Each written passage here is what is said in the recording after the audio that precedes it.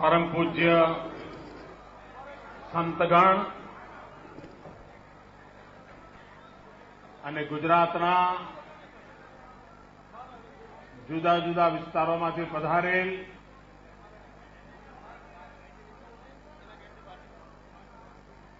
સમાજ જીવનના અનેકવિધ ક્ષેત્રોના સૌ શ્રેષ્ઠીજનો,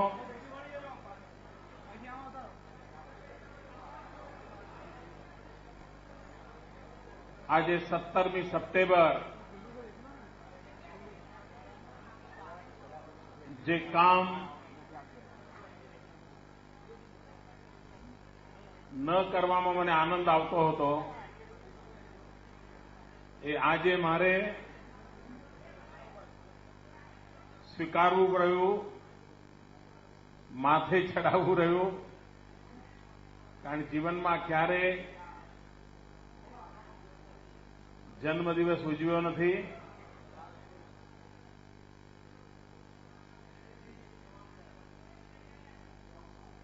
બે દિવસ પહેલા ભારતીય જનતા પાર્ટી અને એનડીએ એ સૌએ મને એક વિશેષ જવાબદારી માટે પસંદ કર્યો.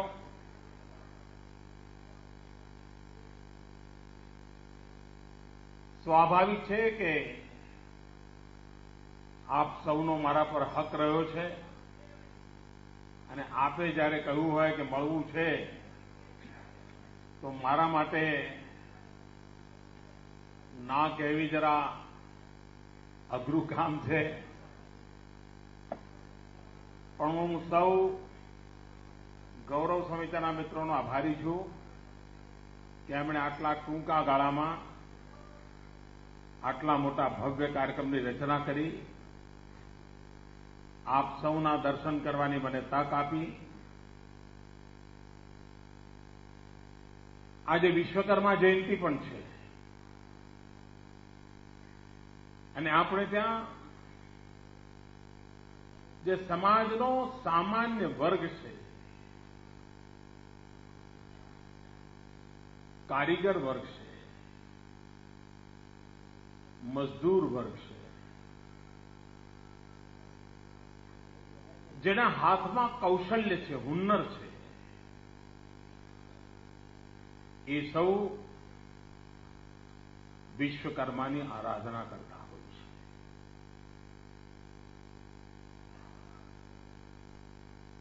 કારણ સૃષ્ટિના નિર્માણ પછી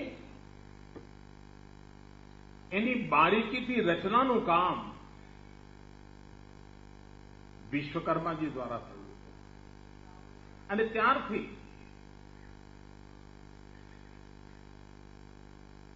સમાજની સેવામાં ડૂબેલો આ વર્ગ, કારીગર વર્ગ, એ વિશ્વકર્માની આરાધના કરતો હોય છે અને એની આજે જન્મજયંતિ છે. આજે સમગ્ર વિશ્વમાં જે લોકો પ્રગતિ ઈચ્છે છે, જે લોકો વિકાસ ઈચ્છે છે, એમના માટે અત્યંત મહત્વની કોઈ બાબત હોય દુનિયાના દરેક દેશમાં તો એ બાબત છે હુન્નર, કૌશલ્ય, સ્કિલ ડેવલપમેન્ટ. ભારતે પણ પોતાનું ભવિષ્ય ઘડવું હશે તો આ જ શક્તિઓ પર પ્રાધાન્ય આપવું પડશે. કારીગરોને પર, કારીગર કૌશલ્ય ઉપર. અને જ્યારે વિશ્વકર્મા જયંતિ ઉજવી રહ્યા છે ત્યારે શ્રમ એવ જયતે, શ્રમનું ગૌરવ, શ્રમિકનું ગૌરવ, એ જ વિશ્વકર્માની સાચી પૂજા છે. 17મી સપ્ટેમ્બર બીજી પણ એક ઐતિહાસિક ઘટના છે.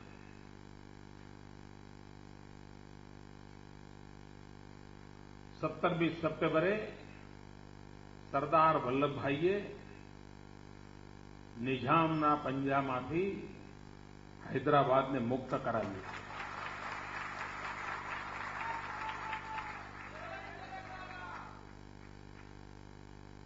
આજે પણ હૈદરાબાદ 17મી સપ્ટેમ્બરે સરદાર સાહેબને યાદ કરીને મુક્તિના એ શ્વાસનું ગૌરવ કરતો હોય છે. જોગાનું જોગ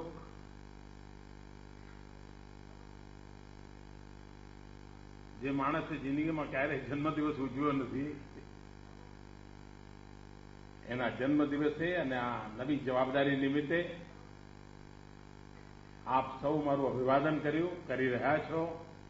પાછળથી પણ મારે રોકાવી એવી મને સૂચના મળી છે.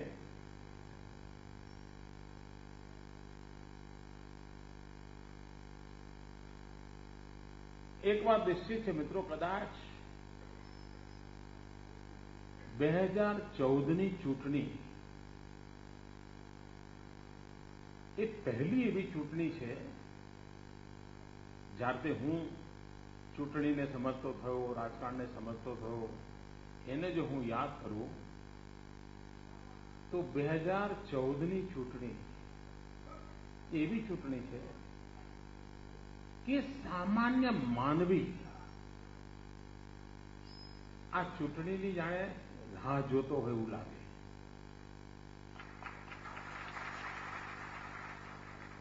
કાળ ઝાળ ગરમી હોય, જૂન મહિનો તપતો હોય અને આમ કેવું થાય, જલ્દી વરસાદ આવે સારું, જલ્દી વરસાદ આવે સારું, ટાઢક થાય સારું, એવું કરે ને એમ આખો દેશ આ ઝટપટે તો સારું.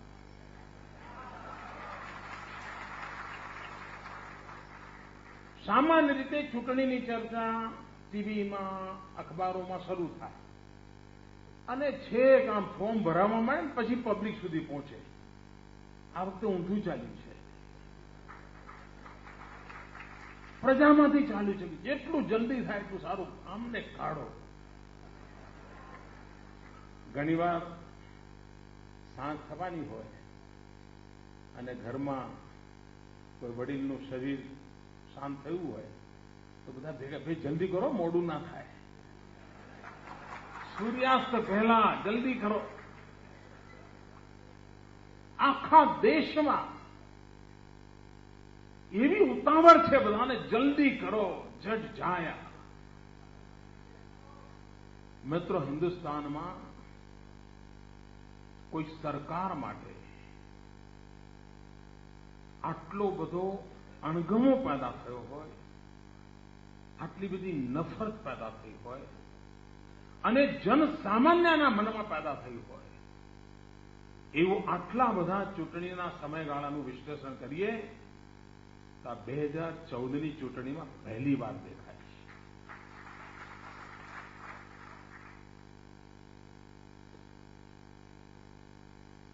ભાઈઓ બહેનો, હું જાણું છું કે હું તમારી વચ્ચે મોટો થયો છું. આપે મને ઉછેર્યો છે.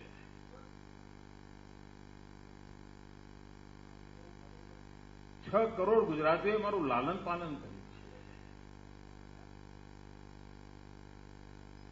મારી આવડતને ઓળખી છે, મારી ઉણપોને ઓછી કરવા માટેની મદદ કરી છે. અને જ્યારે તમે મને આટલો બધો ઘડ્યો હોય, મારું આટલું બધું કાળજીપૂર્વક આપે ઘડતર કર્યું હોય, તો મને મારામાં જેટલો વિશ્વાસ હોય ને એના કરતા વધારે વિશ્વાસ આ મને ઘડનારાઓમાં છે.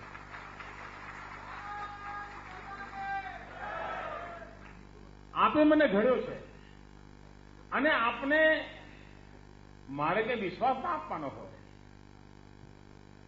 કે હું એવું ક્યારેય કશું નહીં કરું કે જેના કારણે મને ઘડનારાઓને નીચું જોવાનો વારો આવે.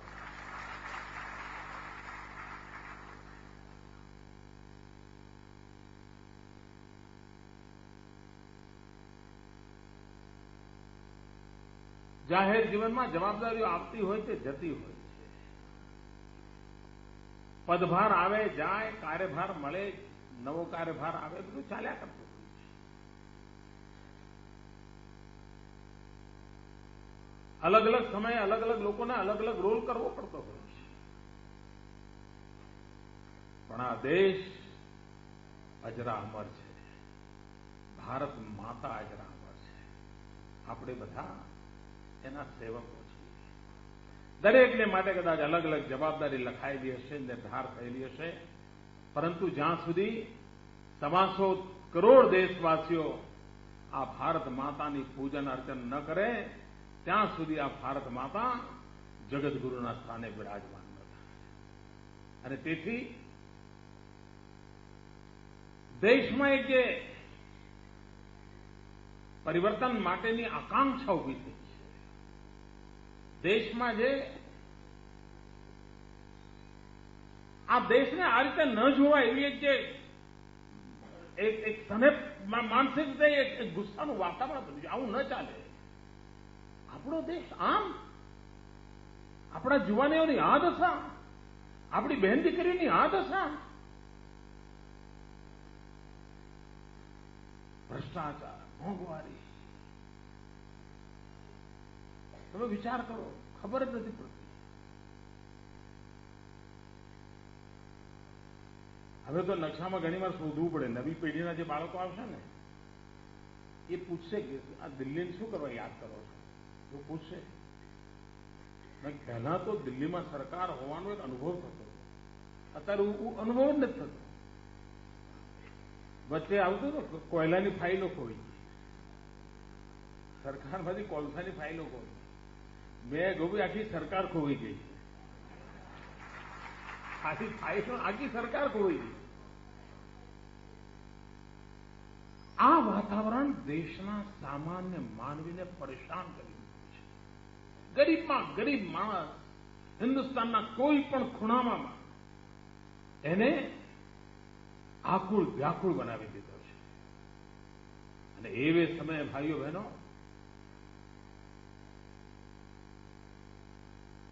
અને જ્યારે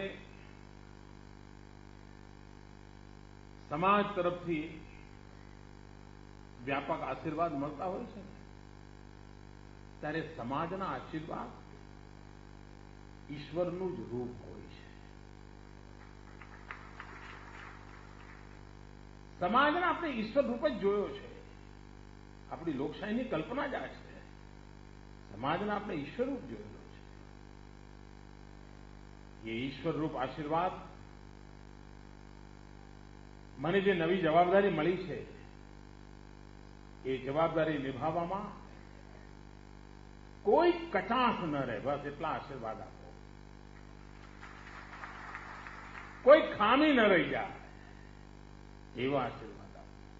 અને તમે જે સપના જોયા હોય એવા હિન્દુસ્તાન નિર્માણનો મજબૂત પાયો નંખાય એવા મને આશીર્વાદ જોઈએ.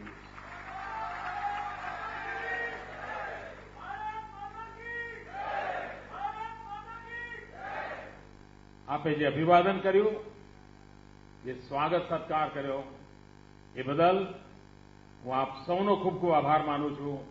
અને અહીંયા જેટલા પણ આવ્યા છે બધાને મળ્યા પછી જ જઈશ.